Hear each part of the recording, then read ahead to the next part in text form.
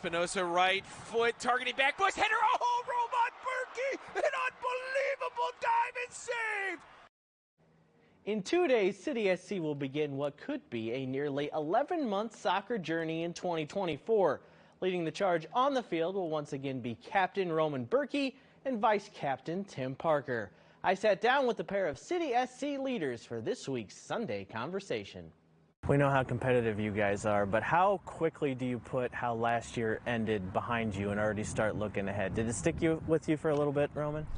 Yeah, of course. I mean, during the holidays, I was often thinking about, like, would it have been better to not put that much energy into the regular season, you know, maybe end up in fourth place and just go into the playoffs a little bit further. But as soon as we started here with the team, we had a meeting and we said we are not talking about the past anymore.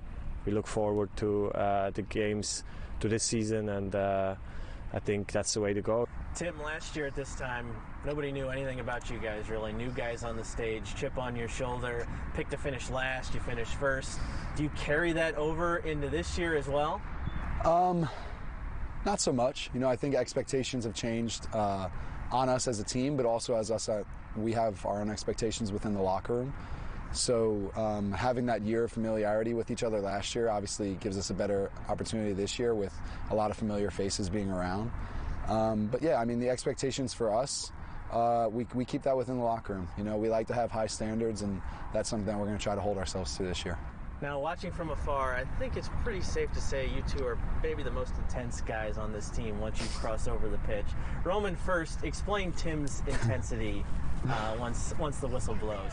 Yeah, I mean, he has a unique voice, you know, he's very loud, and when he's talking, everybody's quiet and they listen.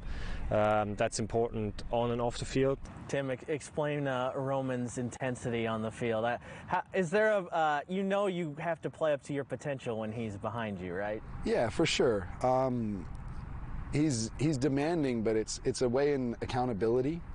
You know, I think it's not that he treats anyone differently. I think everyone is held to the same standard for him. So we all know what's kind of expected out of us, especially when Roman's kind of saying it. So it's not like a hidden message to some guys where it's unknown to others. So obviously we all like count on Roman's leadership and his abilities in that goal to kind of carry us through games. And we just try to do our part in holding ourselves accountable to what makes his job easier and what obviously makes the team successful. Roman, what's Tim like when he's not talking to me or on the field here? A very funny guy, but serious. I think it's not only Tim. I think we match the vibe in the whole team. You know, like we ask a lot about from each other, but at the same time we try to keep it like funny and chill as well. Tim, what's something we may not know about Roman that you're able to divulge? I don't know. I think, you know, it's pretty unique. We have an exclusive club within this club. It's called the Parcheesi Group, and Roman has found a hot streak to start the year in preseason. There's a lot of mentorship that comes with younger players, and there's been a lot of younger players so far. How do you toe the line of being a mentor and building somebody up, but also holding them accountable, Tim? Yeah, I think it comes with putting your arm around them first, and kind of developing this like level of trust to where they know that now everything that you say is coming from the place of trust and goodwill.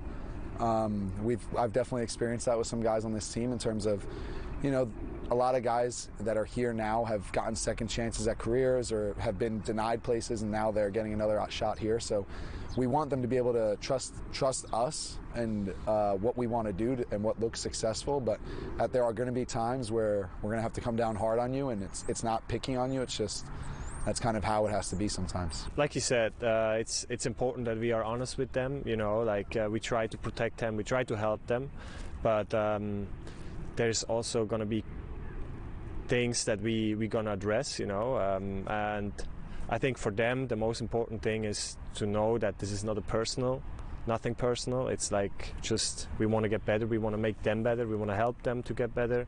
Final thought, just why can year two be as successful or more successful, hopefully, than year one, Roman? Because we learned a lesson, I would say, a little bit, like how it can go, how you can put or focus so much on breaking records,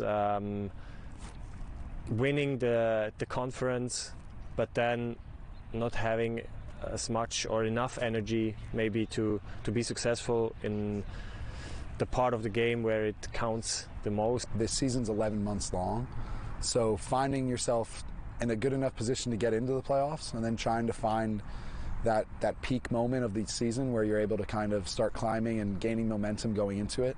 Unfortunately, last year I think we actually did the opposite in terms of not having that much momentum going into playoffs. So I think that'll be a focus of the team this year, is to obviously have another good year, but whether that is first in the conference or seventh in the conference, we want to make sure that we're in the playoffs, but we're playing some of our best stuff at that time of the year.